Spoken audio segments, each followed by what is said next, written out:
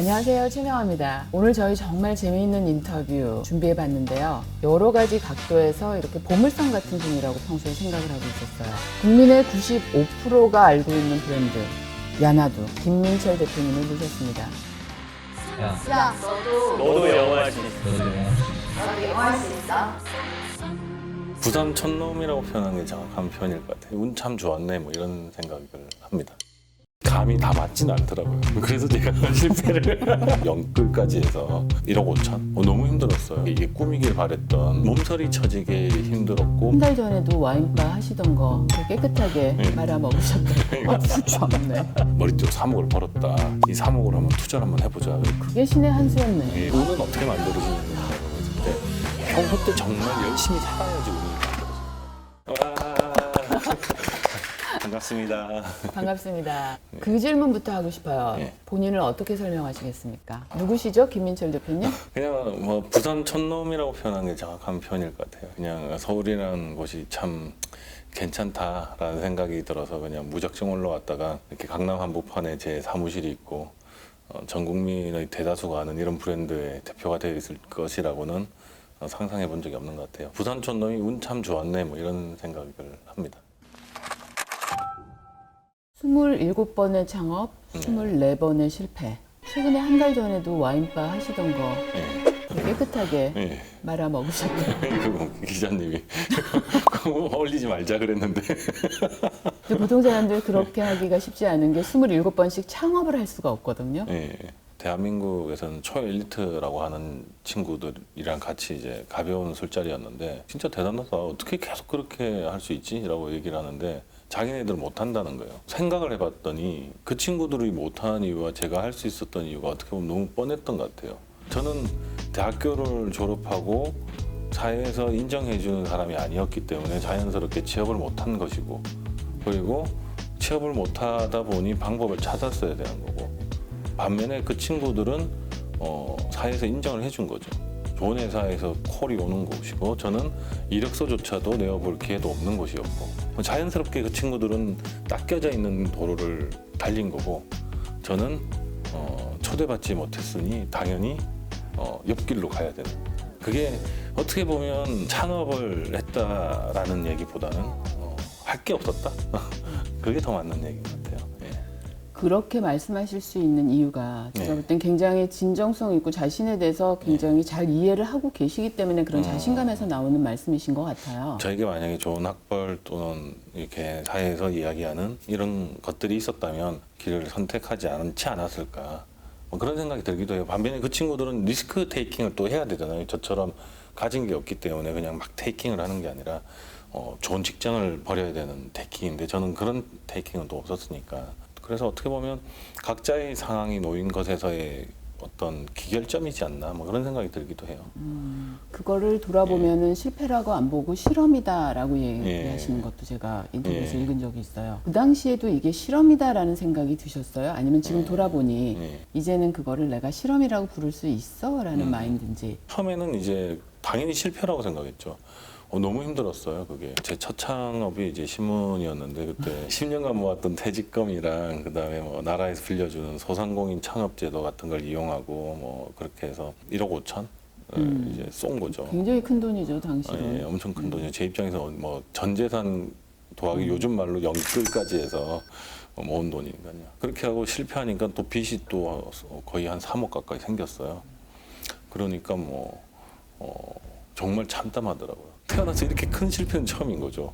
몸서리 쳐지게 힘들었고 몸서리 쳐지게 이게 꿈이길 바랬던 그런 실패는 처음이었는데 그냥 그건 실패로 남아 있었는데 나중에 하다가 이제 머리띠가 잘 됐어요. 그러고 난 다음에 다시 그때 실패했다는 그 감정을 돌아보니까 나쁘지 않았네. 그냥 뭐 실험이었네. 뭐 지금 이 상황을 위해서 존재했던 이유였구나. 뭐 그런 생각이 들기 시작하더라고요.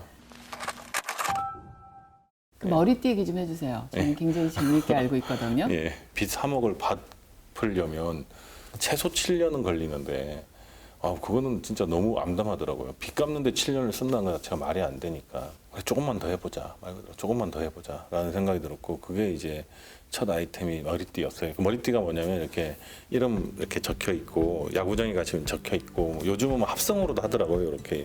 그게 10년 전에 제가 이제 발명품이 아니고 저는 그냥 발견품입니다. 그렇죠. 예, 왜냐면 그때 당시 신문 하면서 이제 기자분들이 찍었던 사진 중에 한 10,000장이었어요. 그게 제가 가진 망하고 난 다음에 제가 가진 유일한 재산이니까 그걸 보면서 이제 눈물을 막 끄이끄이 흘리고 있다가 딱 하나가 보인 거예요. 어떤 여자분이 동주라고 적혀 있는 머리띠 딱 한 분이 있었어요. 자기가 좋아하는 선수 이름이었던 네, 거죠. 그렇죠. 근데 너무 특이했고 너무 괜찮다는 생각 때문에 머리띠랑 색종이 사서 풀이랑 구매하고 난 다음에 만들기 시작했고요. 100개를 만들어서 가져 나갔는데 진짜 풀기도 전부터 막 판매가 되기 시작하는 거예요. 그러고 난 다음에 15분 만에 완판이 돼 버렸어요. 네, 그래서 이제 야 신난다면서 이제 매일같이 그 머리띠 만들어서 이제 노점하러 나갔죠. 노점하러. 삶의 새로운 경로가 하나 생기면서 또 새로운 경험이 생기는구나. 되게 재밌었어요. 근데 진짜 재밌었던 거는 이 노점은 진짜 바로 즉시 보상이에요. 현금이니까 그냥 그 자리에서 현금이니까. 네, 재밌어요. 저희가 너무 잘 되니까 옆에 오징어 장사하시던 아저씨가 시비를 걸기 시작하는 거예요. 너희들 누구한테 허락을 받았니? 저희한테 막 이렇게 프레스를 거는 거예요. 근데 제 덩치가 그런 거에 굴복하진 않을 덩치잖아요. 그래서 멱살 잡고 싸우고 그랬는데, 근데 집에 가면서 가만 생각해 봤더니 내가 노점 하려고 했던 건 아닌데 어느새 이 현금 맛에 취해가지고 사력을 다하고 있는 나 자신을 발견하고는 이걸 구단에 직접 납품해야겠다. 그렇게 납품하고 진짜 날개 돋친지 팔리기 시작하고요. 하루에 2,000개씩 팔렸어요. 와, 그때는 네. 진짜 짜릿하죠. 엄청 잘하죠. 하루에 2,000개씩이 한 구장에서 팔렸는데 수익률이 40%예요. 그러면 토요일 일요일만 되면 비가 오지 마라. 빅게임이 됐으면 좋겠어. 뭐 진짜 아니면 어릴 때 했던 게 정말 재밌었던 사업 중에 하나였던 것 같아요. 그렇게 하면서 어떻게 보면 좀 필드를 익혔던 예. 완전히. 예. 예. 그런데 진짜 어떤 이렇게 저희가 스텝스톤이라고 얘기할 수 있는 변화는 그때 EBS의 예. 영어 예. 콘텐츠를 만드는 그것이 어떤 지금 야나두가 예. 있게 된. 지나고 난 다음에 제가 생각해 보니 운은 어떻게 만들어지는 거냐라고 했을 때 평소 때 정말 열심히 살아야지 운이 만들어지는 것 같아요. 그 EBS 담당자가 저에게 연락이 왔어요. 뭐 하시냐고. 그래서 머리띠 팔고 있다. 그랬더니, 예, 그냥 뭐, 보고 싶다 한번 오셔라. 그러는 거예요. 그래서 밥 먹으러 갔어요. 그랬더니 저한테 김민철 팀장님이랑 일할 때 너무 좋았다. 과거에? 예, 과거에. 제가 원래 이제 대행사 다닐 때 저희 클라이언트였거든요.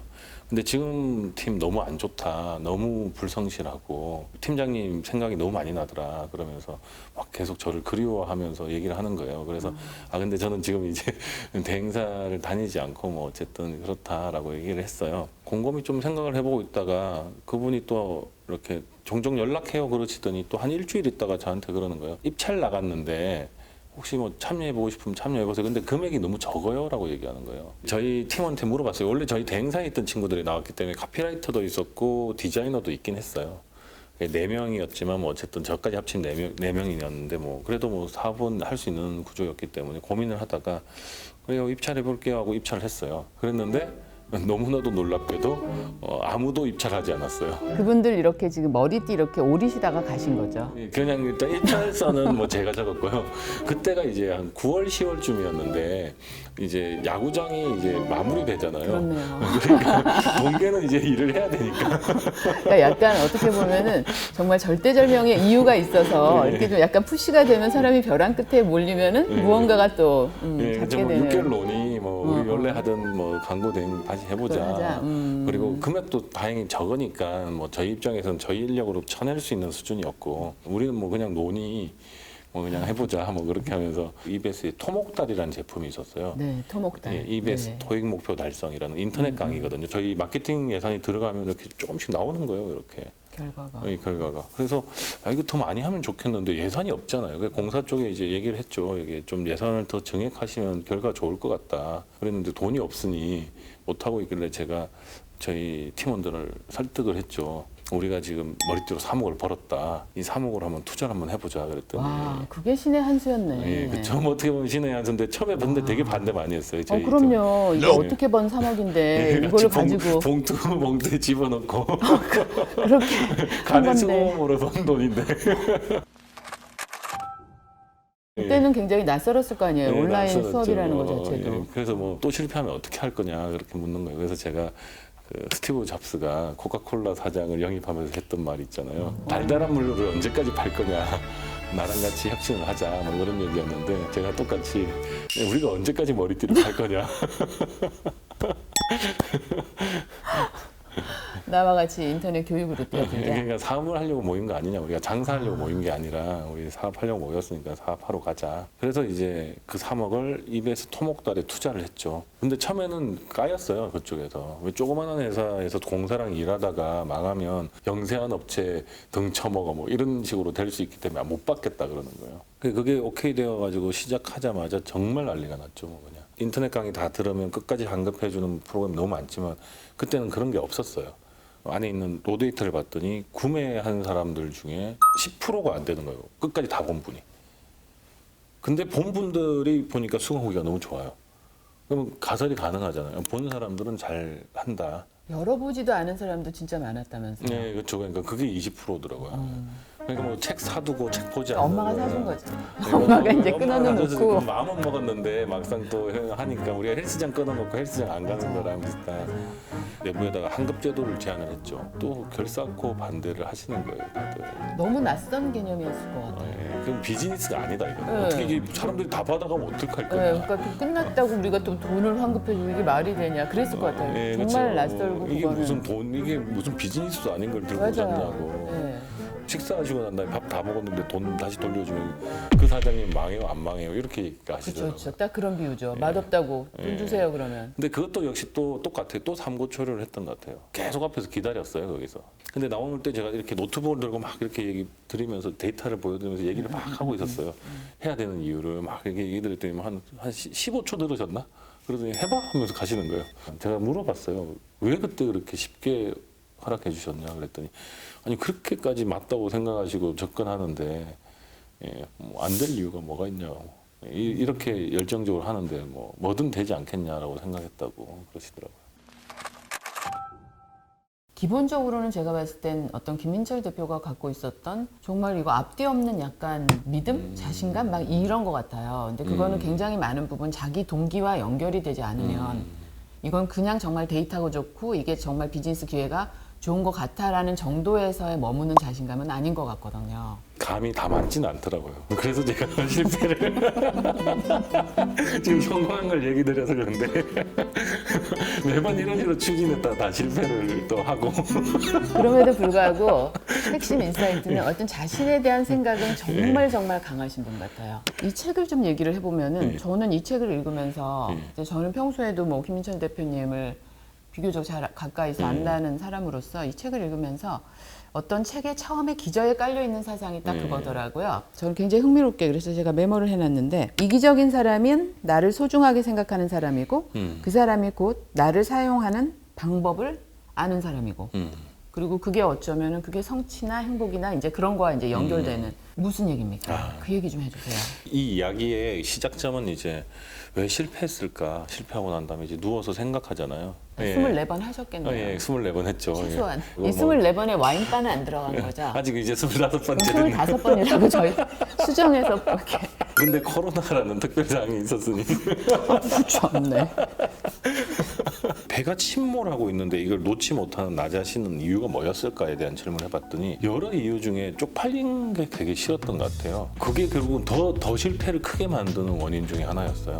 조금 더 이기적으로 생각해도 되지 않나. 징기스칸이 8살 때 그 적군에게 이렇게 끌려가고 난 다음에 목에 이제 칼을 차고 도망치는 게 있는데요. 적군의 그 움막에 이제 어떤 할아버지 댁에 가서 살려달라고 얘기를 해요. 근데 이 사람이 처음엔 못한다. 널 내가 숨겨주면 내가 죽는다.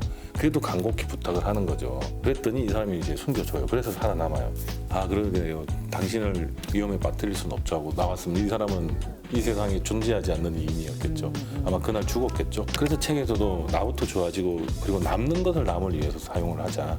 라고 얘기를 하는 거죠. 내가 행복하지 않는데 내가 힘이 나지 않거든요. 여러 번 망하다 보니까 실패하는 원인들이 보니까 나라는 존재는 요만한데 꿈은 요만한 걸 꿈꾸죠. 그럼 이 간격을 이해를 하고 요만큼을 노력으로 채워 넣어야 되는 거잖아요.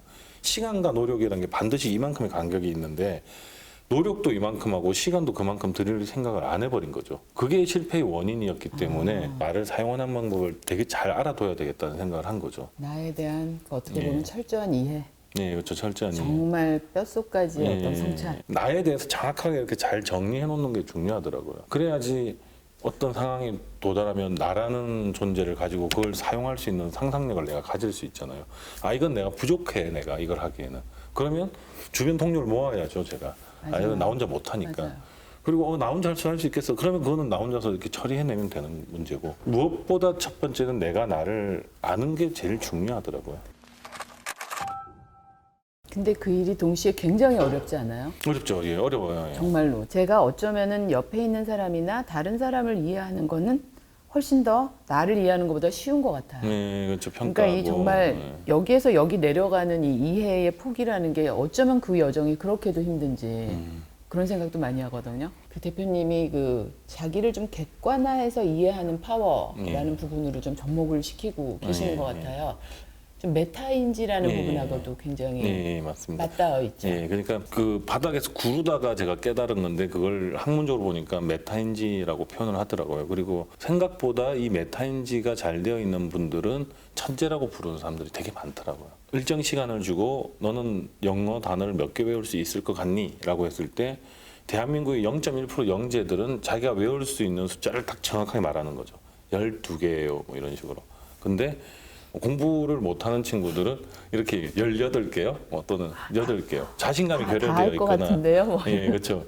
자신감이 결여되어 있거나 아니면 자신감이 넘치거나. 그러니까 결국은 내가 나를 정확하게 알고 있으니까 나를 정확하게 이렇게 사용할 수 있는 상황이고 그런 것 같아요. 그래서 그걸 메타인지라 부르고 그리고 조금 다른 이렇게 다른 표현 중에 메타 임팩트라는 표현을 쓰면서 또 다른 3인칭 시점으로 쫙 빼버리는 거예요. 이렇게 내 머릿속에서. 맞아요. 그럼 저랑 대화하다가 이렇게 혼자서 제 3자의 입장에서 바라보게 되면 내가 객관화되니까. 저는 완전히 동의하는 게 예. 사실 저도 메타인지라든지 메타임팩이라든지 이런 얘기를 안 거는 별로 오래 안 된 것 같아요. 근데 지금부터 한 10년 전, 15년 전에 네. 제가 중국인 친구가 있었는데 이 친구가 집안이 그 천안문 사태 그때랑 연결됐던 친구였어요. 정말 너무 죽고 싶고 괴로울 때마다 내려다보면 상상을 한대요. 진짜 꼼짝도 하기 싫어요. 바보 멍충이 같고 난 뭘 해도 다 실패할 것 같고. 하루에 3번 양치질하는 느낌? 건방이 몸에 배어 있을 때였어요. 제 인생을 바꾼 획기적인 사건이었던 것 같아요. 내 머릿속에 지우개가 있는 것 같아요. 제 돈에 얻는 쪽으로 한 표.